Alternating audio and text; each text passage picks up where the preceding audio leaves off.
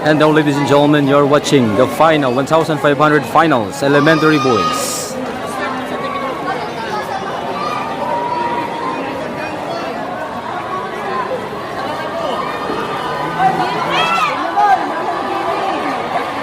First round pa lang po mga kaibigan, mga kaigsuon, mga boss.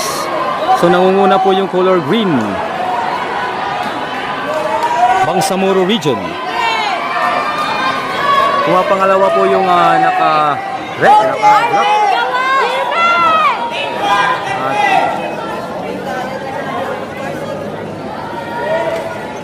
Bibilis po ng pacing ng mga batang ito, parang high school po yung kanilang.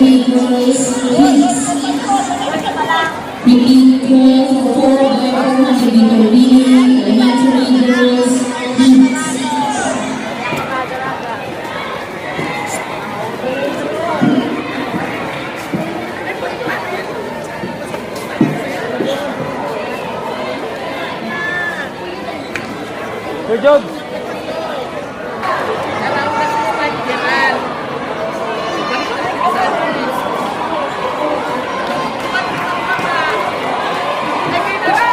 So nangunguna na po ngayon mga igsoon yung color red. And pumapangalawa po yung Region 1 at pumapangatlo din yung Region 1.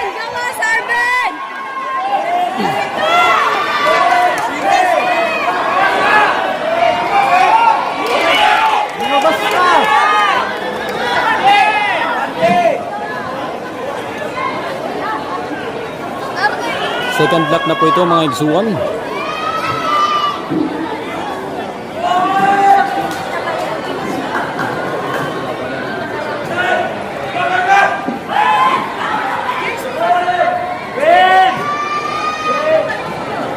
So ang ganda po ng labanan mga igsuon sa 1,500 elementary boys. So ngayon yung nangunguna naman ay iba namang region.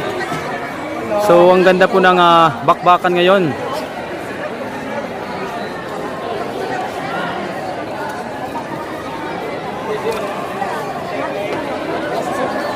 Good boy, good boy. Kayo yan, nangunguna sir. Kayo. Region ano sir? Region 6. With V. And now ladies and gentlemen, this is the last lap. So nangunguna na po ngayon yung Region 6. Pumapangalawa po yung Region 1 at Region 1. Pero mga kaibigan, nakikita po natin humahabol po yung Region 8. Bigla pong bumulusok yung Region 8. So final lap na po ito. Okay, nakapos na po. Yun.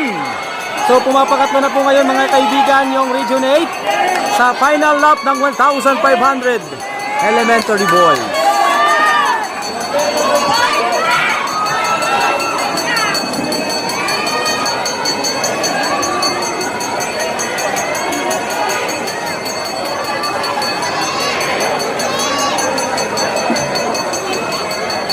Okay, silang apat na lang po yung natitira ngayon dahil yung iba layo na yung agwat.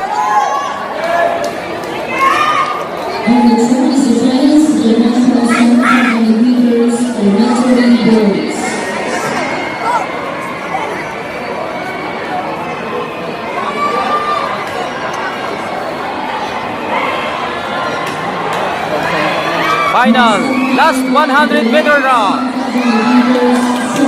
Last 100 meters for 1,500.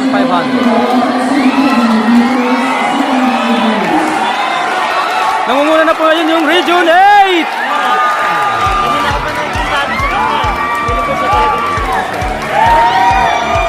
Alright, gold medalist from Region 8. Okay mga kaibigan, second po yung Region 1 at third po yung Region 6. Congratulations to all the winners. Okay mga kaibigan, so nakita nyo po kung gaano po kasaya, ka-emosyonal yung mag-ama. Lalo po yung bata kasi hindi niya expected na mananalo siya dahil siya yung pinakamaliit sa lahat ng mga contingers ng 1,500.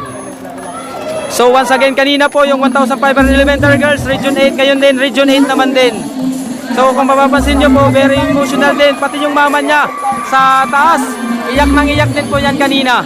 So nakaka-proud po na maging isang kaparte po ng Region 8.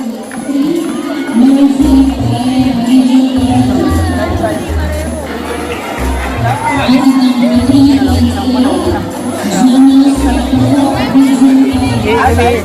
Ice, ice.